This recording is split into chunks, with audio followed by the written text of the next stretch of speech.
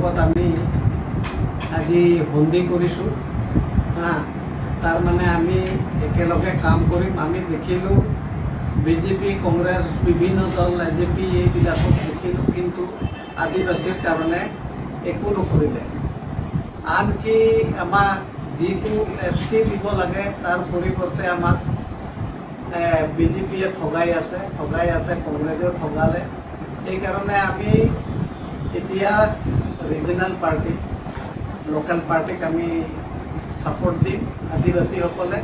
আৰু আমাৰ যি পাবলগীয়া প্ৰাপ্যখিনি তেওঁলোকে পূৰণ কৰিবৰ কাৰণে তেখেতসকলক অনুৰোধ জনাইছোঁ আৰু নিশ্চয় পাম বুলি আশা ৰাখিছোঁ আমি।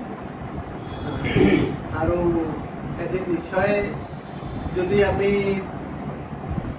এই দলটোক আমি যদি জিকাব পাৰোঁ বা কিবা কামত ব্যৱহাৰ কৰিব পাৰোঁ, নিশ্চয় একদিন আমি ছাকচেছ হ'ম। 15টা ৰিজনেল পাৰ্টি আমি একগোট হৈ পেলাই এই ইলেকশ্যন এছেম্বলি ইলেকশ্যনো আকৌ খেলা বুলি মই সেই শব্দটো ব্যৱহাৰ কৰিব ইচ্ছা নাই। এইটো চিৰিয়াছ কথা, এইটো খেলোৱা কাৰবাৰ নহয়। এইটো সেইকাৰণে আমি ইলেকশ্যনটো কৰিম বুলিহে ক'ম। আমি ইলেকশ্যন কৰিম, কাৰণ ইলেকশ্যন নিজিকিলেতো গণতন্ত্ৰৰ দেশ, আমি একো কাম কৰিব নোৱাৰোঁ। সেইকাৰণে ইলেকশ্যন কণ্টেষ্ট কৰিবলগীয়া হয়। এনেই ইচ্ছা নাই আমাৰ কণ্টেষ্ট কৰিবলৈ, কিন্তু ৰাইজৰ কাম কৰিব খোজোঁ যেতিয়া ইলেকশ্যন কণ্টেষ্ট কৰিবলগীয়া হয়, জিকিবলগীয়া হয়, এইটোৱে কথা। সেইকাৰণে মই আজিতো এখেতসকলক, আদিবাসীসকলক আমি ফৰ্মেলি আমি ৱেলকাম কৰিছোঁ। আগৰ পৰা তেওঁলোকে আমাৰ লগতে আছে, তথাপি এতিয়া ফৰ্মেলি ৱেলকাম কৰিছোঁ। তেওঁলোকে ফৰ্মেলি আহিছে আৰু আমি একেলগে প্ৰগ্ৰামছবিলাক কৰি থাকিম। তেওঁলোকে আমাক পিটন দিয়ে, এতিয়া আমিহে পিটন নিদিওঁ নহয়, তেওঁলোকেহে আমাক পিটন দিয়ে। তেতিয়াহ'লে কোনে সংঘাত সৃষ্টি কৰিছে? বিজেপিহে সংঘাত সৃষ্টি কৰিছে। আৰু তেওঁলোকে এতিয়া আকৌ এটা খুব বেয়াকৈ সৃষ্টি কৰিছে যে KPLA বুলি এটা আকৌ ফৰ্ম কৰিছে, এক্সট্ৰিমিষ্ট গ্ৰুপ। এইটোকে বিজেপিসকলে ফৰ্ম কৰিছে, এইটো মই চিন্তা ক'ব পাৰোঁ। বিজেপি চৰকাৰে এইটো ফৰ্ম কৰিছে। আমাৰ ট্ৰাইবেলসকলৰ মাজত এথনিক ভায়লেঞ্চ আকৌ কৰিবলৈ সেইটো কৰিছে। আৰু কিয় কুকি এক্সট্ৰিমিষ্টসকলৰ এতিয়াও SOO কিয় ৰাখিছে?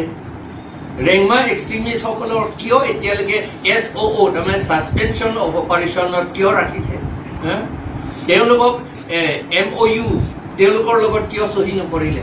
তেওঁলোকৰ লগত MOS কিয় চহী নকৰিলে? এতিয়ালৈকে বন্দুক তেওঁলোকক হাতত ৰাখিবলৈ কিয় দিছে?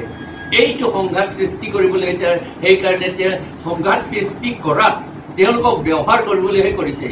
সেইকাৰণে I request the government that they should তেওঁলোকে এই কুকি এক্সট্ৰিমিষ্টসকলৰ লগত, ৰেংমা এক্সট্ৰিমিষ্টসকলৰ লগত আৰু কোনোবা যদি আকৌ এক্সট্ৰিমিষ্ট থাকে তেওঁলোকৰ লগত সোনকালে MOS চহী কৰিব লাগে। সেই সংঘাত সৃষ্টি কৰাটো আমাৰ APHLC একেবাৰে ভাল নাপাওঁ। আমি ডেমক্ৰেটিকেলিহে আমি ষ্ট্ৰাগল কৰোঁ।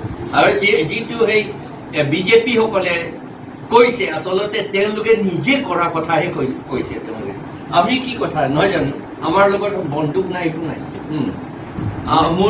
মোৰ গাড়ীত মাৰিছিলে, এইটো আমাৰ মানুহ মাৰা নাই, তেওঁলোকে কোনোবা মানুহে মাৰিছে বন্দুকেৰে। তথাপি ঈশ্বৰ আছে আমাৰ লগত, ঈশ্বৰে আমাক বচাই দিলে। মানে APHLC যিটো হৈছে, হয়, আমি এই MP ইলেকশ্যনত কিবা কিবি কৰি পেলাই তেওঁলোকে জিকিলে বুলি কৈছে আৰু জিকিছে, তেওঁলোকে জিকিছে বুলি কৈছে। কিন্তু এইটো ভোট কাউণ্টিংটো চালে আপোনালোকে দেখিব কেনেকৈ তেওঁলোকে জিকিছে। আৰু সেই আমাক ডিফিট কৰিবলৈতো পাৰিছে, কিন্তু সেই কাউন্সিল আমাৰ দুখীয়া মানুহৰ কাৰণে ভালৰ কাৰণে কৈছে নেকি? কোৱা নাই। আৰু মিছা কথা কৈছে।